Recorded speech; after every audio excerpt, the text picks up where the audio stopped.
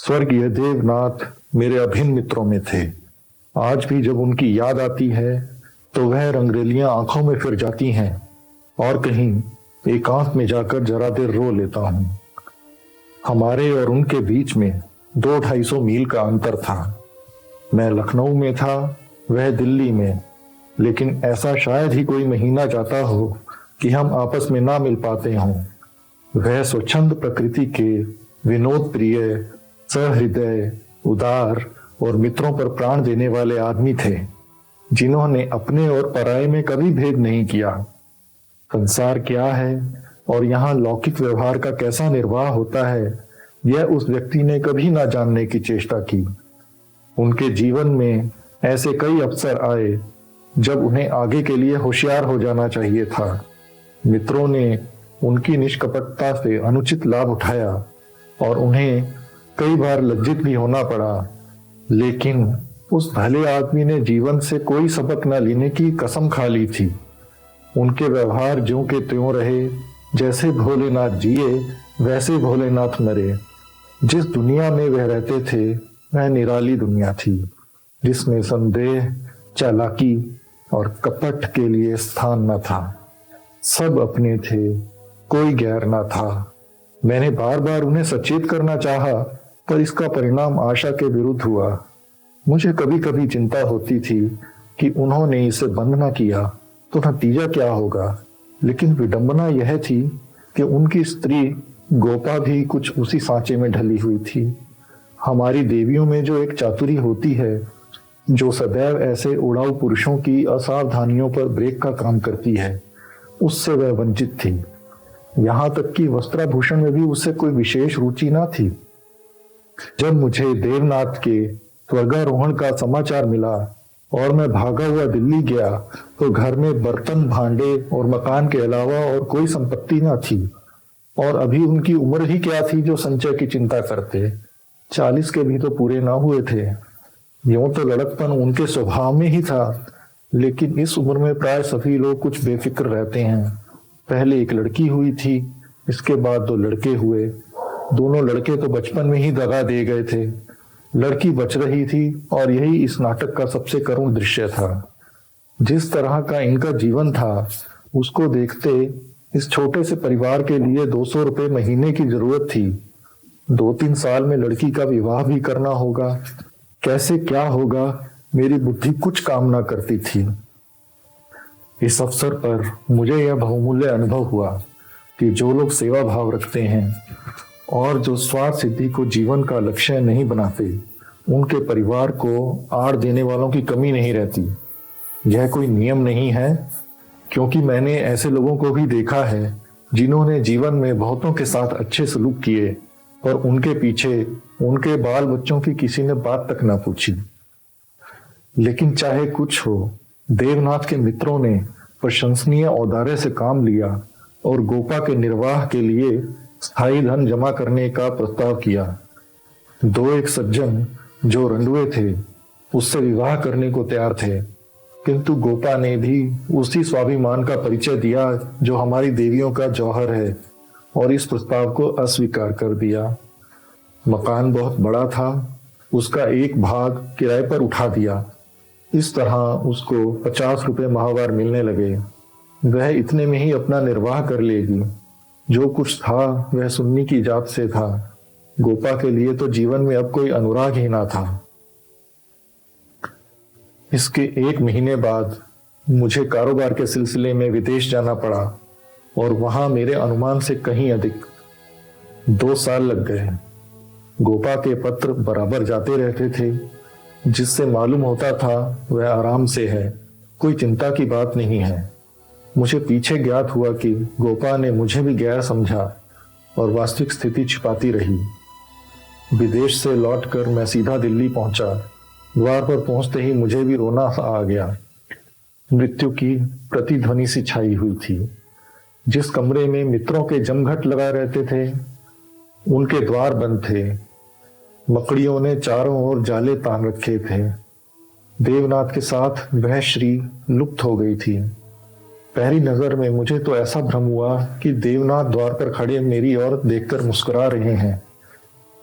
मैं मिथ्यावादी नहीं हूं और आत्मा की दैहिकता में मुझे संदेह है, लेकिन उस वक्त एक बार मैं चौंक जरूर पड़ा।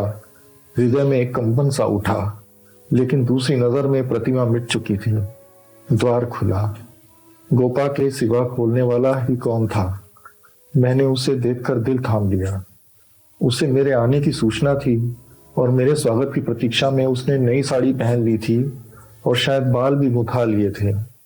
पर इन 2 वर्षों के समय ने उस पर जो आघात किए थे, उन्हें क्या करती? नारियों के जीवन में यह वह अवस्था है जब रूप लावण्य अपने पूरे विकास पर होता है, जब उनमें अल्हड़पन, चंचलता और अभिमान की जगह आकर्षण, माधुर्य और रसिकता आ जाती है। लेकिन गोपा का यौवन बीत चुका था। उसके मुख पर झुर्रियां और विषाद की रेखाएं अंकित थीं, जिन्हें उसकी प्रत्यनशील प्रसन्नता भी ना मिटा सकती थी। केशों में सफेदी दौड़ चली थी और एक एक अंग बूढ़ा हो रहा था। मैंने करुण स्वर में पूछा, क्या तुम बीमार थी गोपा? गोपा ने आंसू पीकर कहा, नहीं तो, मुझे कभी सिर दर्द भी नहीं हुआ। तो तुम्हारी यह दशा कैसी है? बिल्कुल बूढ़ी हो गई हो। तो जवानी लेकर करना ही क्या है? मेरी उम्र भी तो 35 से ऊपर हो गई। 35 की उम्र तो बहुत नहीं होती। हाँ, उनके लिए जो बहुत दिन जीना चाहते हैं। मैं तो चाहती हूँ जितनी जल्दी हो सके जीवन का अंत हो जाए। बस सुन्नी के ब्याह की चिंता है। इससे छुट्टी पा जाऊं, मुझे जीवन की परवाह न रहेगी। अब मालूम हुआ कि जो सज्जन इस मकान में किराएदार हुए थे, वह थोड़े दिनों बाद तब्दील होकर चले गए और तब से कोई दूसरा किराएदार ना आया। मेरे हृदय में बर्छी सी चुभ गई। इतने दिन बेचारों का निर्वाह कैसे हुआ, ये कल्पना ही दुखद थी। मैंने विरक्त मन से कहा, लेकिन तुमने मुझे सूचना क्यों ना दी? क्या मैं बिल्कुल गैर हूं? गोपा ने लज्जित होकर कहा, नहीं नहीं, यह बात नहीं है। तुम्हें गैर समझूंगी तो अपना किसे समझूंगी? मैंने समझा प्रदेश में तुम खुद अपने झमेले में पड़े होगे। तुम्हें क्यों सताऊं? किसी ना किसी तरह दिन कट ही गए। घर में और कुछ ना था तो थोड़े से गहने तो थे ही। अब सुनीता के विवाह की चिंता है। पहले मैंने सोचा था इस मकान को निकाल दूंगी, 20-22 हजार मिल जाएंगे, विवाह भी हो जाएगा और कुछ मेरे लिए भी बचा भी रहेगा। लेकिन बात को मालूम हुआ मकान पहले ही रेहन हो चुका है और सूद मिलाकर उस पर 20 हजार हो गए हैं। महाजन ने इतनी ही दया का कम की कि मुझे घर से निकालना दिया। इधर से तो अब कोई आशा नहीं है। बहुत हाथ पांव जोड़ने पर संभव है महाजन से 2-2.5 हजार मिल जाएं। इतने में क्या होगा, इसी फिक्र में घुली जा रही हूं। लेकिन मैं भी इतनी मतलबी हूं, ना तुम्हें हाथ मुंह धोने को पानी दिया, ना कुछ जलपान लाई और अपना दुखड़ा ले बैठी। अब आप कपड़े उतारिए और आराम से बैठिए। कुछ खाने को लाऊं, खा लीजिए, तब बातें हों। घर पर तो सब कुशल है। मैंने कहा, मैं तो सीधे बंबई से यहां आ रहा हूं, घर कहां गया? गोपा ने मुझे तिरस्कार भरी आंखों से देखा, पर उस तिरस्कार की आड़ में घनिष्ठ आत्मीयता बैठी झांक रही थी। मुझे ऐसा जान पड़ा उसके मुख की झुर्रियां मिट गई हैं। पीछे मुख पर हल्की सी लाली दौड़ गई। उसने कहा, इसका फल यह होगा कि तुम्हारी देवी जी तुम्हें कभी यहां ना आने देगी। मैं किसी का गुलाम नहीं हूं। किसी को अपना गुलाम बनाने के लिए पहले खुद भी उसका गुलाम बनना पड़ता है। शीतकाल की संध्या देखते ही देखते दीपक जलाने लगी। सुन्नी लालटेन लेकर कमरे में आई। 2 साल पहले की अबोध और कृष्णतनु बालिका रूपवती युवती हो गई थी, जिसकी हर एक चितवन, हर एक बात उसकी गौरवशील प्रकृति का पता दे रही थी। जिसे मैं गोद में उठाकर प्यार करता था, उसकी तरफ आज आंखें ना उठा सका, और जो मेरे गले से लिपट कर प्रसन्न होती थी, आज मेरे सामने खड़ी भी ना रह सकी। जैसे मुझसे कोई वस्तु छुपाना चाहती है और जैसे मैं उस वस्तु को छिपाने का अवसर दे रहा हूं। मैंने पूछा, अब तुम किस दर्जे में पहुंची सुन्नी? उसने सिर झुकाए हुए जवाब दिया, 10वीं में हूं। घर का कुछ कामकाज करती हो? अम्मा जब करने भी दें गोपा बोली, मैं नहीं करने देती या खुद किसी काम के नजदीक नहीं जाती। सुन्नी मुंह फेर कर हंसती हुई चली गई। माँ की दुलारी लड़की थी। जिस दिन वह गृहस्थी का काम करती उस दिन शायद गोपा रो रो कर आंखें फोड़ देती।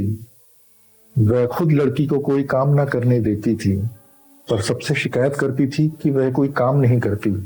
यह शिकायत भी उसके प्यार का ही एक करिश्मा था। हमारी मर्यादा हमारे बाद भी जीवित रहती है। मैं भोजन करके लेटा तो गोपा ने फिर सुन्नी के विवाह की तैयारियों की चर्चा छेड़ दी। इसके सिवा उसके पास और बात ही क्या थी। लड़के तो बहुत मिलते हैं, लेकिन कुछ हैसियत भी तो हो। लड़की को यह सोचने का अवसर क्यों मिले कि दादा होते तो शायद मेरे लिए इससे अच्छा घर वर ढूंढते। फिर गोपा ने डरते डरते लाला मदारी लाल के लड़के का जिक्र किया। मैंने चकित होकर उसकी तरफ देखा। मदारी लाल पहले इंजीनियर थे, अब पेंशन पाते थे। लाखों रुपए जमा कर लिए थे, पर अब तक उनके लोभ की भूख ना बुझी थी। गोपा ने घर भी वह छाटा जहां उसकी रसाई कठिन थी। मैंने आपत्ति की, मदारी लाल तो बड़ा दुर्जन मनुष्य है। गोपा ने दांतों तले जीभ दबाकर कहा, अरे नहीं भैया, तुमने उन्हें पहचाना ना होगा। मेरे ऊपर बड़े दयालु हैं, कभी कभी आकर कुशल समाचार पूछ जाते हैं। लड़का ऐसा होनहार है कि मैं तुमसे क्या कहूं। फिर उनके यहाँ कमी किस बात की। यह ठीक है कि पहले वह खूब रिश्वत लेते थे, लेकिन यहाँ धर्मात्मा कौन है? कौन अवसर पाकर छोड़ देता है?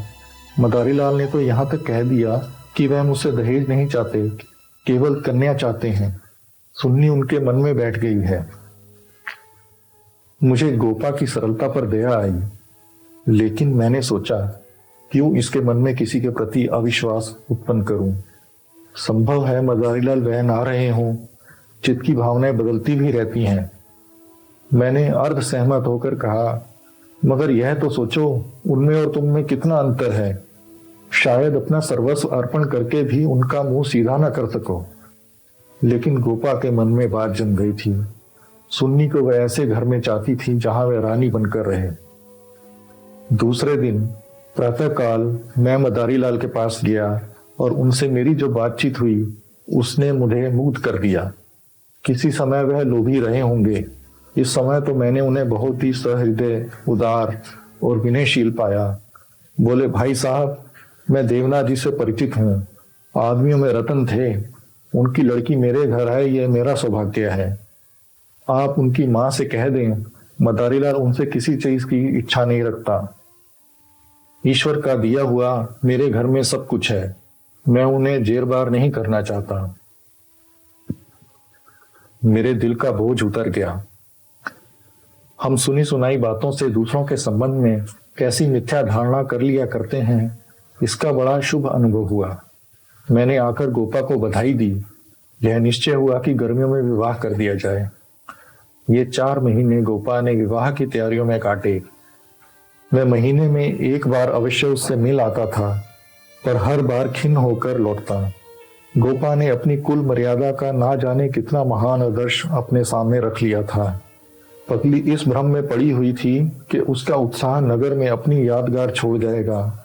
यह न जानती थी कि यहाँ ऐसे तमाशे रोज होते हैं और आए दिन भुला दिए जाते हैं। शायद वह संसार से यह श्रेय लेना चाहती थी कि इस गई बीती दशा में भी लुटा हुआ हाथी 9 लाख का है। पग पग पर उसे देवनाथ की याद आती। वह होते तो यह काम यूं ना होता, यूं होता, और तब रोती। मदारी लाल सज्जन है, यह सत्य है, लेकिन गोपा का अपनी कन्या के प्रति भी कुछ धर्म है। कौन उसके 10-5 लड़कियां बैठी हुई हैं, वह तो दिल खोलकर अरमान निकालेगी। सुन्नी के लिए उसने जितने गहने और जोड़े बनवाए थे, उन्हें देखकर मुझे आश्चर्य होता था। जब देखो कुछ ना कुछ सी रही है। कभी सुनारों की दुकान पर बैठी हुई है, कभी मेहमानों के आदर सत्कार का आयोजन कर रही है। मोहल्ले में ऐसा बिरला ही कोई संपन्न मनुष्य होगा जिससे उसने कुछ कर्ज ना लिया हो। वह इसे कर्ज समझती थी, पर देने वाले दान समझ कर देते थे। सारा मोहल्ला उसका सहायक था। सुन्नी अब मोहल्ले की लड़की थी।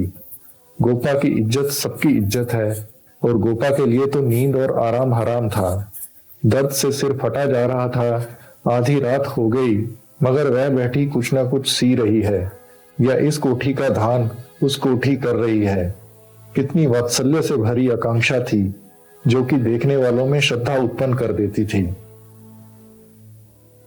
अकेली औरत और वह भी आधी जान की, क्या क्या करे। जो काम दूसरों पर छोड़ देती है उसी में कुछ ना कुछ कसर रह जाती है, पर उसकी हिम्मत है कि किसी तरह हार नहीं मानती। पिछली बार उसकी दशा देखकर मुझसे रहा ना गया। बोला, गोपा देवी, अगर मरना ही चाहती हो तो विवाह हो जाने के बाद मरो। मुझे भय है कि तुम उससे पहले ही ना चल दो। गोपा का मुरझाया हुआ मुख प्रमुदित हो उठा। बोली, उसकी चिंता न करो भैया, विधवा की आयु बहुत लंबी होती है। तुमने सुना नहीं, रांड मरे न खंडर ढहे। लेकिन मेरी कामना यही है कि सुन्नी का ठिकाना लगाकर मैं भी चल दूं। अब और जीकर क्या करूंगी सोचो। क्या करूं? अगर किसी तरह का विघ्न पड़ गया तो किसकी बदनामी होगी।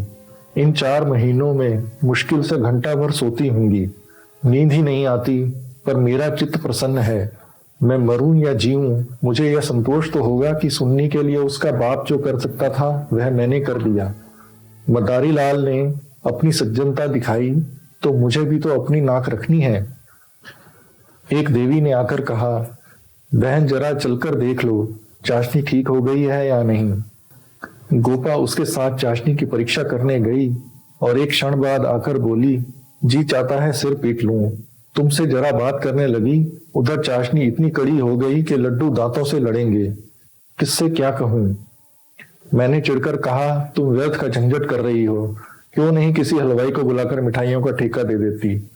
फिर तुम्हारे यहाँ मेहमान ही कितने आएंगे जिनके लिए तुम यह तुमार बांध रही हो। 10-5 की मिठाई उनके लिए बहुत होगी। गोपा ने व्यथित नेत्रों से मेरी ओर देखा। मेरी यह आलोचना उसे बुरी लगी। इन दिनों उसे बात बात पर क्रोध आ जाता था। बोली, भैया तुम ये बातें ना समझोगे। तुम्हें ना मां बनने का अवसर मिला, ना पत्नी बनने का। सुन्नी के पिता का कितना नाम था, कितने आदमी उनके दम से जीते थे, क्या यह तुम नहीं जानते। वह पकड़ी मेरे सिर तो बंधी है। तुम्हें विश्वास ना आएगा, नास्तिक जो ठहरे, पर मैं तो उन्हें सदैव अपने अंदर बैठा पाती हूँ। जो कुछ कर रहे हैं वह कर रहे हैं। मैं मंद बुद्धि स्त्री भला अकेली क्या कर देती। वही मेरे सहायक हैं, वही मेरे प्रकाश हैं। यह समझ लो, यह देह मेरी है, पर इसके अंदर जो आत्मा है वह उनकी है। जो कुछ हो रहा है उनके पुण्य आदेश से हो रहा है। तुम उनके मित्र हो। तुमने अपने सैकड़ों रुपए खर्चे किए और इतना हैरान हो रहे हो। मैं तो उनकी सहगामिनी हूं, लोक में भी परलोक में भी। मैं अपना सा मुंह लेकर रह गया। जून में विवाह हो गया। गोपा ने बहुत कुछ दिया और अपनी हैसियत से बहुत ज्यादा दिया, लेकिन फिर भी उसे संतोष ना हुआ। आज सुन्नी के पिता होते तो ना जाने क्या करते। बराबर रोती रही। जाड़ों में मैं फिर दिल्ली गया। मैंने समझा कि अब गोपा सुखी होगी। लड़की का घर और वर दोनों आदर्श हैं। गोपा को इसके सिवा और क्या चाहिए, लेकिन सुख उसके भाग्य में ही ना था। अभी कपड़े भी उतारने ना पाया था कि उसने अपना दुखड़ा रोना शुरू कर दिया। भैया, घर द्वार सब अच्छा है, सास ससुर भी अच्छे हैं, लेकिन जमाई निकम्मा निकला। सुन्नी बेचारी रो रो कर दिन काट रही है। तुम उसे देखो तो पहचान न सको, उसकी परछाई मात्र रह गई है। अभी कई दिन हुए आई हुई थी। उसकी दशा देखकर छाती फटती थी, जैसे जीवन में अपना पथ खो बैठी हो। ना तन बदन की सुध है, ना कपड़े लत्ते की। मेरी सुन्नी की दुर्गत होगी, यह तो स्वप्न में भी ना सोचा था। बिल्कुल गुमसुम हो गई है। कितना पूछा, बेटी तुमसे वह क्यों नहीं बोलता, किस बात पर नाराज है, लेकिन कुछ जवाब ही नहीं देती। बस आंखों से आंसू बहते हैं। मेरी सुन्नी कुएं में गिर गई। मैंने कहा, तुमने उसके घर वालों से पता नहीं लगाया? लगाया क्यों नहीं भैया, सब हाल मालूम हो गया। लौंडा चाहता है मैं चाहे जिस राह जाऊं सुन्नी मेरी पूजा करती रहे। सुन्नी भला ऐसे क्यों सहने लगी? उसे तो तुम जानते हो कितनी अभिमानी है। वह उन स्त्रियों में से नहीं है जो पति को देवता समझती हैं और उसका दुर्व्यवहार सहती रहती हैं। उसने सदैव दुलार और प्यार पाया है। बात भी उस पर जान देता था। मैं आँख की पुतली समझती थी। पति मिला छैला जो आधी आधी रात तक मारा मारा फिरता है। दोनों में क्या बात हुई यह कौन जान सकता है, लेकिन दोनों में कोई गांठ पड़ गई है। ना सुन्नी की परवाह करता है, ना सुन्नी उसकी परवाह करती है। मगर वह तो अपने रंग में मस्त है, सुन्नी प्राण दिए देती है। उसके लिए सुन्नी की जगह मुन्नी है। सुन्नी के लिए उसकी उपेक्षा है और रुदन है। मैंने कहा, लेकिन तुमने सुन्नी को समझाया नहीं। उस लौंडे का क्या बिगड़ेगा, इसकी तो जिंदगी खराब हो जाएगी। गोपा की आंखों में आंसू भर आए। बोली, भैया किस दिल से समझाऊं। सुन्नी को देखकर तो मेरी छाती फटने लगती है। बस यही जी चाहता है कि इसे अपने कलेजे में ऐसे रख लूं कि इसे कोई कड़ी आंख से देख भी ना सके। सुन्नी फूहड़ होती, कटु भाषणी होती, आराम तलब होती तो समझाती भी। क्या ये समझाऊं कि तेरा पति गली गली मुंह काला करता फिरे, फिर भी तू उसकी पूजा किया कर। मैं तो खुद ही अपमान न सह सकती। स्त्री पुरुष में विवाह की पहली शर्त यह है कि दोनों 16 आने एक दूसरे के हो जाएं।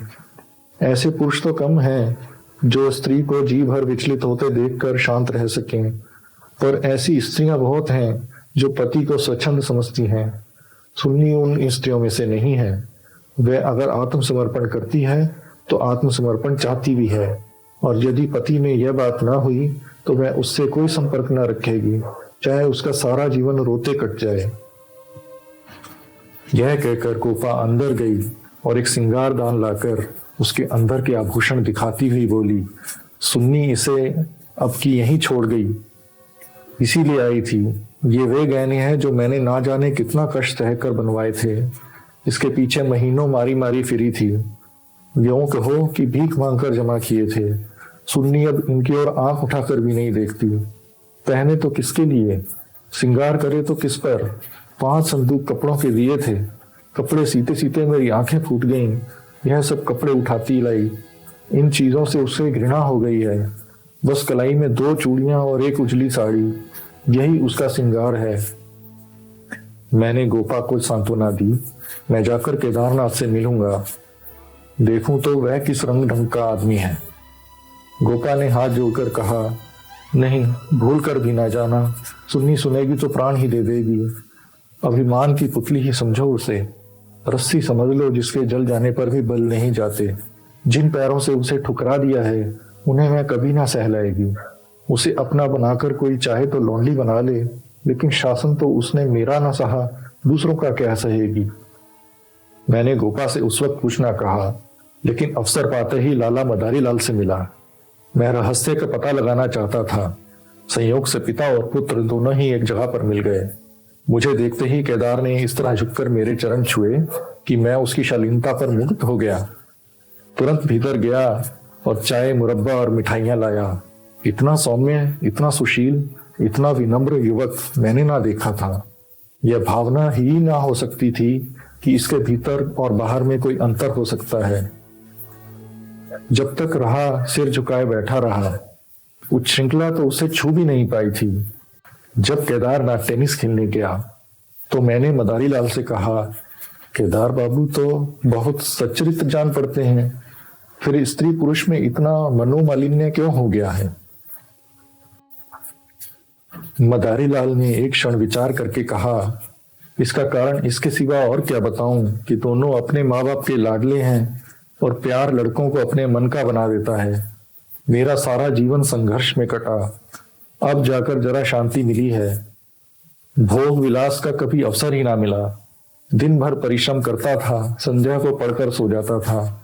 स्वास्थ्य भी अच्छा ना था, इसलिए बार बार यह चिंता सवार रहती थी कि संचय कर लूं, ऐसा ना हो कि मेरे पीछे बाल बच्चे भीख मांगते फिरें। नतीजा यह हुआ कि इन महाशय को मुफ्त का धन मिला। सनक सवार हो गई, शराब उड़ने लगी, फिर ड्रामा खेलने का शौक हुआ। धन की कमी थी ही नहीं, उस पर माँ बाप का अकेले बेटे। उनकी प्रसन्नता ही हमारे जीवन का स्वर्ग थी।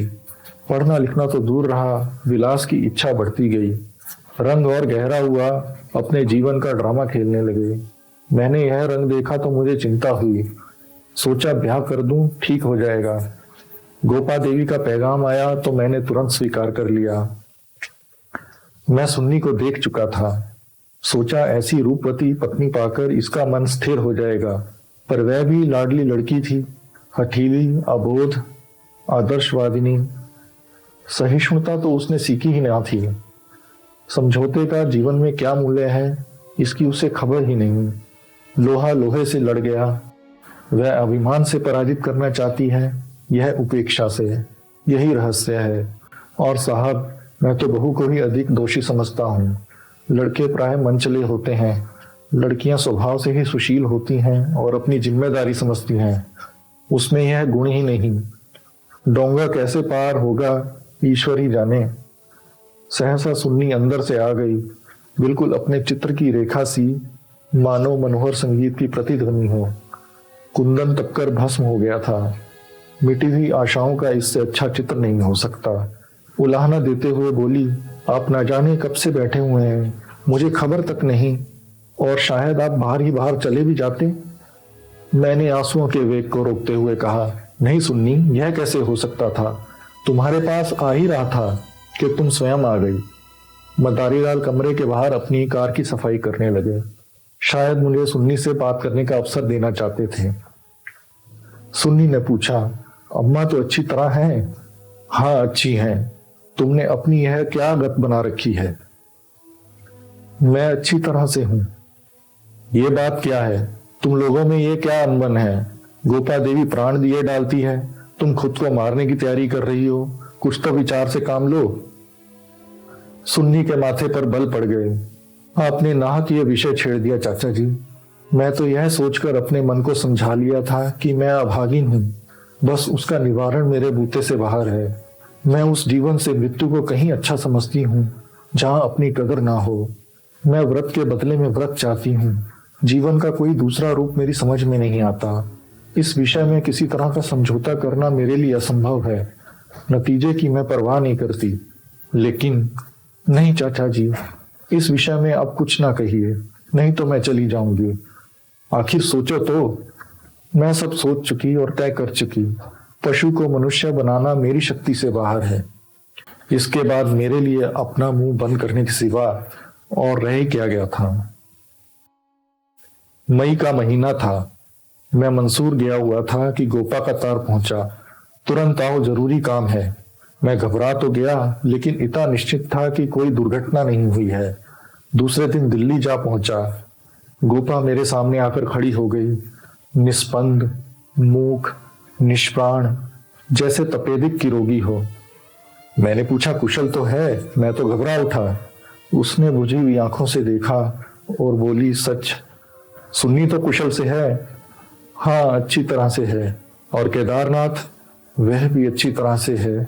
तो फिर माजरा क्या है? कुछ तो नहीं? तुमने तार दिया और कहती हो कुछ तो नहीं। दिल घबरा रहा था, इसलिए तुम्हें बुला लिया। सुन्नी को किसी तरह समझाकर यहां लाना है। मैं तो सब कुछ करके हार गई। क्या इधर कोई नई बात हो गई? नई तो नहीं है, लेकिन एक तरह से नई ही समझो। केदार एक एक्ट्रेस के साथ कहीं भाग गया। 1 सप्ताह से उसका कहीं पता नहीं है। सुन्नी से कह गया है कि जब तक तुम रहोगी घर मैं नहीं आऊंगा। सारा घर सुन्नी का शत्रु हो रहा है, लेकिन वह वहां से टलने का नाम नहीं लेती। सुना है केदार अपने बाप के दस्तखत बना कई हजार रुपए बैंक से ले गया है। तुम सुन्नी से मिली थी? हाँ, 3 दिन से बराबर जा रही हूं। वह नहीं आना चाहती तो रहने क्यों नहीं देती? वहां घुट घुट कर मर जाएगी। मैं उन्हीं पैरों लाला मदारी लाल के घर चला। हालांकि मैं जानता था कि सुन्नी किसी तरह ना आएगी, मगर वहां पहुंचा तो देखा कोहराम मचा हुआ है। मेरा कलेजा धक से रह गया। वहां तो अर्थी सज रही थी। मोहल्ले के सैकड़ों आदमी जमा थे। घर में से हाय हाय की क्रंदन ध्वनि आ रही थी। यह सुन्नी का शव था। मदारी लाल मुझे देखते ही मुझसे उन्मत्त की भांति लिपट गए और बोले, भाई साहब, मैं तो लुट गया। लड़का भी गया, बहू भी गई, जिंदगी भी गर्क हो गई। मालूम हुआ कि जब से केदार गायब हो गया था, सुन्नी और भी ज्यादा उदास रहने लगी थी। उसने उसी दिन अपनी चूड़ियां तोड़ डाली थीं और मांग का सिंदूर पहुंच डाला था। सास ने जब आपत्ति की तो उनको अपशब्द कहे। मदारी लाल ने समझाना चाहा तो उन्हें भी जली कटी सुनाई ऐसा अनुमान होता था उन्माद हो रहा है। लोगों ने उससे बोलना छोड़ दिया था। आज प्रातःकाल यमुना स्नान करने गई, अंधेरा था, सारा घर सो रहा था, किसी को नहीं जगाया। जब दिन चढ़ गया और बहू घर में ना मिली तो उसकी तलाश होने लगी। दोपहर को पता चला कि यमुना गई है। लोग उधर भागे, वहां उसकी लाश मिली। पुलिस आई, शव की परीक्षा हुई, अब जाकर शव मिला है।